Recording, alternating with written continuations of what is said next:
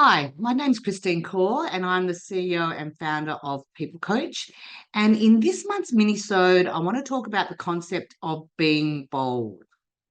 Now, over the last few months, I've had to tell my origin story of Peeplcoach a few times, which is, why do I do what I do? What keeps me motivated? What keeps me inspired? And so I've had to do a lot of thinking about how I got onto this journey and, to be honest, what keeps me here. And there are three situations that I found myself in over the last 13 years that have made me really uncomfortable, nervous, scared.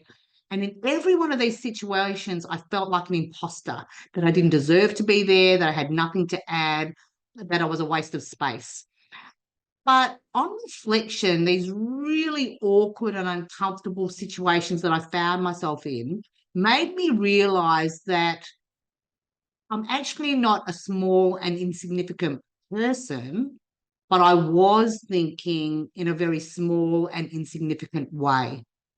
The first one I found myself in was in Uganda with the Hunger Project about 12 or 13 years ago. And this is where I realized that problems that I was focused on and really concerned about would actually be the dream problems of any of the people that I met in Uganda. I also realized that they were solvable, they were minor, and to be honest, it was a privilege to have the problems that I had because my problems were not life and death problems.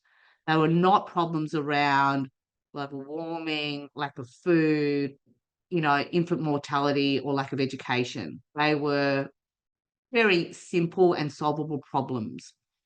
So, what I saw was true leadership and resilience and tenacity from those people in Uganda. And what I saw of myself was, to be honest, I was being a bit of a whinger. So what did I do? I came back and I was bold. I made some really hard and brave decisions in the context of my life.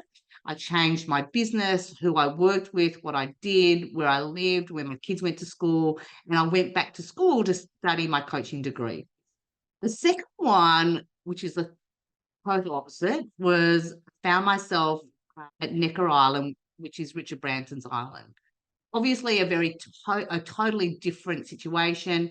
The same feelings of not being good enough, of being an imposter. When you think about some of the people that were on that island, so I was listening to Richard Branson talking about all his pursuits and achievements and failures, of Gabby Gifford, of Jane Whirlwind of Dermalogica. And again, it made me realize how small I was playing in my life and my business. So what did I do? I came back and I started to work on the idea of people coach. I realized that I was making an impact as a coach, that coaching is really it's an essential tool to business and personal success, but it wasn't scalable. Only a very few number of people in organizations or in life actually get access to a coach. So I wanted to make better impact. I wanted everyone to have access to a coach if they needed one. And it took me a few years, but we finally launched People Coach. And our mission now is to make leadership development and coaching accessible to all levels in an organization, not only a select few. The third situation I found myself in only happened recently at the Thai Global Summit in Singapore. There were over 1,000 entrepreneurs and business owners sharing, learning, discussing what they're doing in every country of the world. They are solving huge, huge problems. They're solving the problems again of climate change and global warming, of poverty, of the ultra poor, of cancer and illness and education, and all sorts of different things. Like my mind was literally blown. And again, I came back thinking, I'm thinking too small.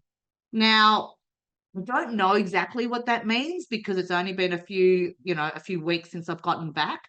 But I do know that this most recent trip has inspired me again to be bold.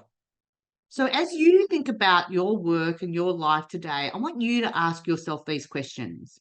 What uncomfortable situation can you put yourself in that will allow you or inspire you to be bold? The second is, When will you do it? And the third thing is, what will it cost you to stay small rather than being bold?